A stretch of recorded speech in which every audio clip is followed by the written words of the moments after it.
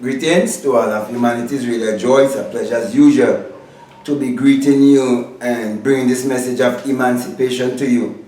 Where I'm pointing you to look no other place but to look inwardly to discover that your real identity is your divinity. Let me repeat that again. Teaching you to discover that your real identity is your divinity. Let me say it again.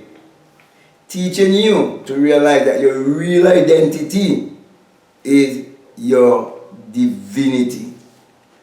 So with that being said, my brother and my sisters, before I go any further, I want to let you know that the 66 books of magic, the Overcomer's Bible, is available on Amazon. And in that Bible, there's a provided space for you to write your name next to the Christ, because Jesus has been omitted. And when you write your name next to the Christ, you're accepting the fact that the Bible is your spiritual autobiography that must be interpreted psychologically. Therefore, there can never be any certain picture of a man named Jesus with, say, blonde hair or blue eyes. Anyone from any nation, any part of the world can put their name next to the Christ. So, the story of the Bible was written for all of humanity. There is no supremacy. There is no one race that can hold to the identity of the Christ.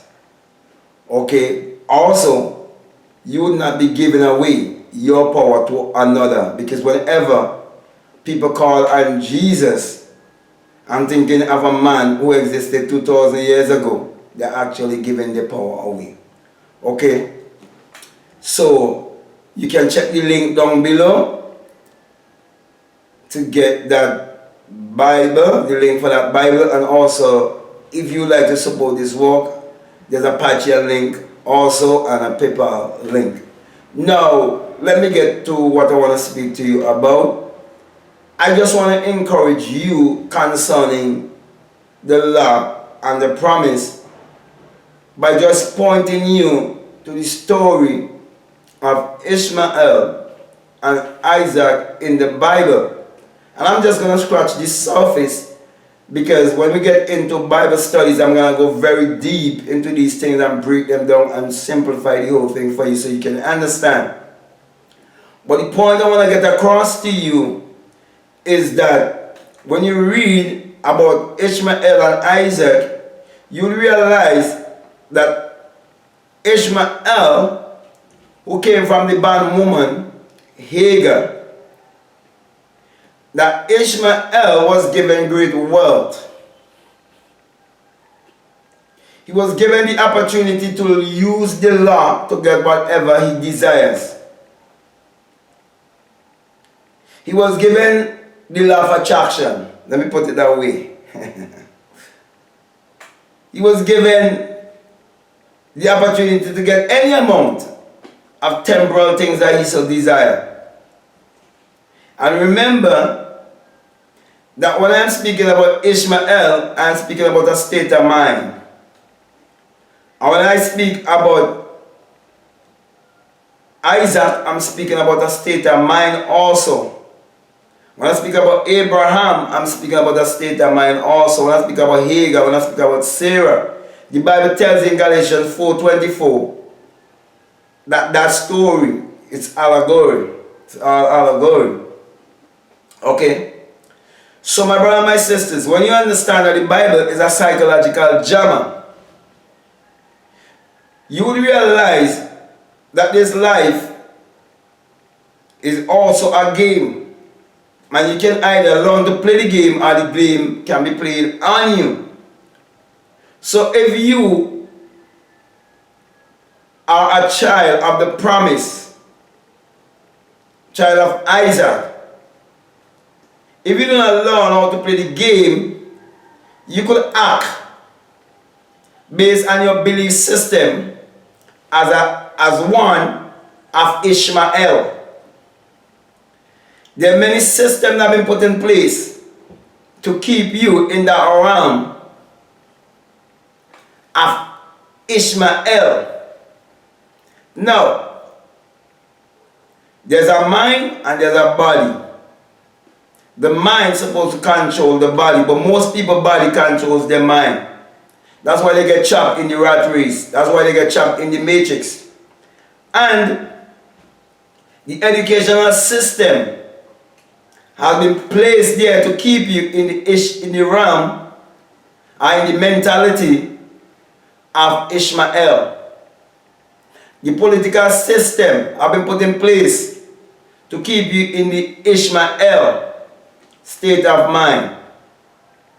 And the religious system has been placed there also to keep you in the Ishmael state of mind also. So many people are vibrating and the law of attraction and all of these things without first seeking to know who they are, without seeking to the kingdom first. When you're told that Solomon, which means son in man, seek first for wisdom, knowledge, and understanding, and then he was given wealth afterwards. And also in Matthew 6:33, you're told that if you seek first the kingdom of God and his righteousness, that when you discover the kingdom, that all these things will be added unto you. And in Luke 17:21, you're told that the kingdom of God is within you. But there are those who have interpreted the Bible to you as if the Bible is literal and as if the Bible is secular history. And they point you to look outwardly to keep you in the Ishmael mentality. When you realize what was done to a people in the time of slavery and who those people were before slavery and their spirituality before slavery, then you would see that the mentality was removed from walking in the understanding of the promise, and they have become imitators. That's why they were referred to as monkeys, and they were given a tail, and many of them been kept in that mindset of Ishmael, when they're supposed to be living in the mindset of Isaac, the child of the promise. That's why, my brother and my sisters, I was given the promise first, not the law. You see, the law is always there, and you're always using the law, and you can use the law consciously or unconsciously. That is why when Neville Goddard experienced beyond the law, many couldn't walk with him anymore. Many couldn't follow him anymore. Many couldn't listen to him anymore.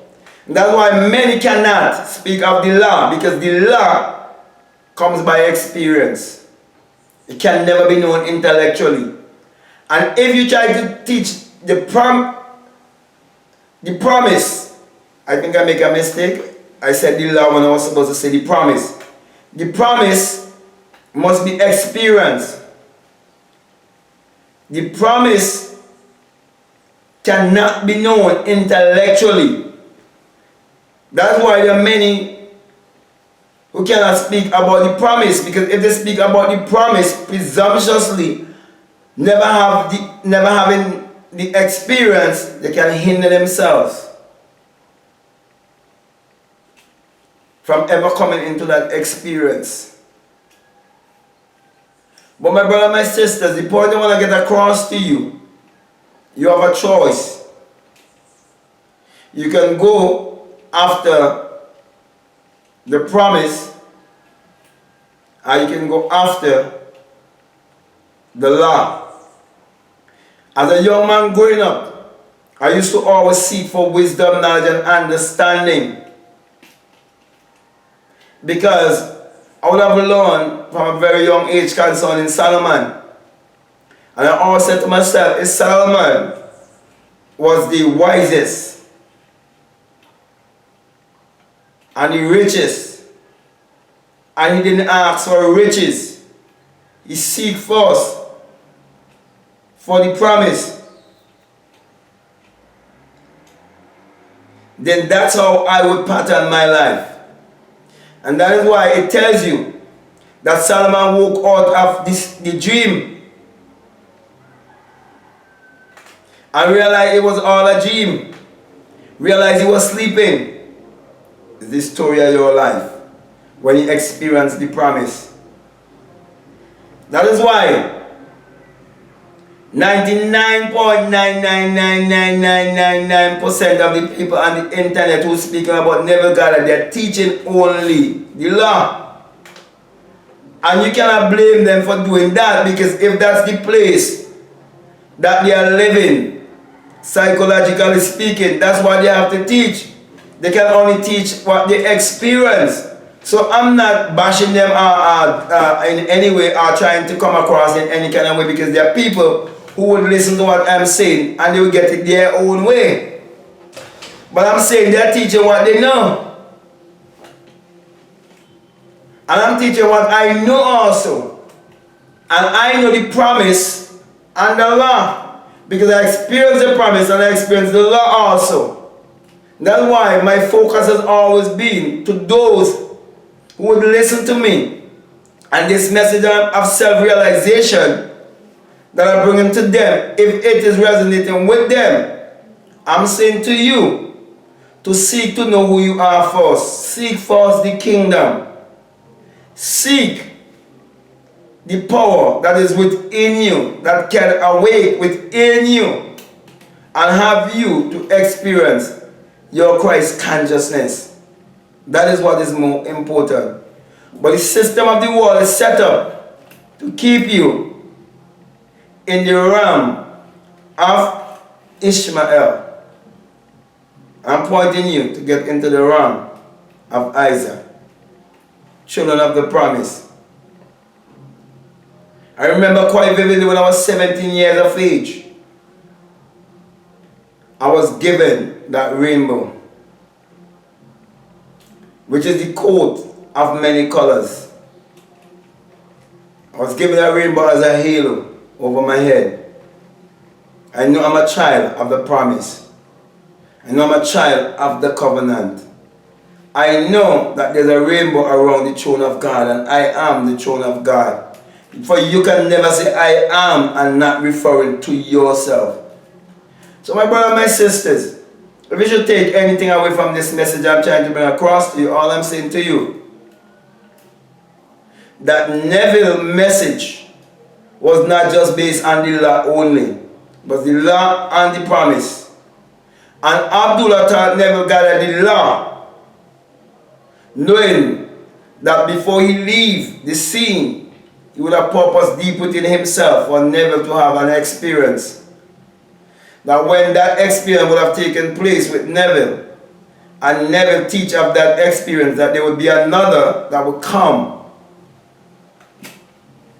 that will have that experience and even take it further. Even tell you of things that Neville did not even mention. So my brothers and my sisters, true wellness is not one-sided. The message that Abdullah taught Neville Goddard was a wholesome message, was a complete message. It was not a commercialized message. It was not a message to commercialize something. It was a message to make you come into that place of completeness. So that's all I'm trying to get you to come to be complete. Because not until that you discover your divinity that you are actually complete and you have finished this journey, and you do not have to come back here and be in the reincarnation chat. So I can go on and on and on, but I think I will end here because I believe I got my message across to you. And I just want to say, when I get more into Bible study, I'm going to break down and simplify these things even much more for you. So with that being said, my brother and my sister, I want to say to you, if this is the very first time that you're listening to me and what I'm saying really making sense to you, really resonating with you, I'm saying to you, if you haven't subscribed, I want to subscribe, to like, to comment, or to share this video. But before I leave you, I want to let you know that this message I bring to you, that it is the single-eyed message of self-realization, of which Matthew 6:22 says that if your eye be single, your whole body will be full of light. And my brother and my sisters, and it been that my whole body has been filled with light when that single eye opened within me. After I would have felt that great and mighty shaking, and I awake within myself as a fiery being, having heard the unearthly wind, and ascend like a fiery being, and both my crown chakra became invisible.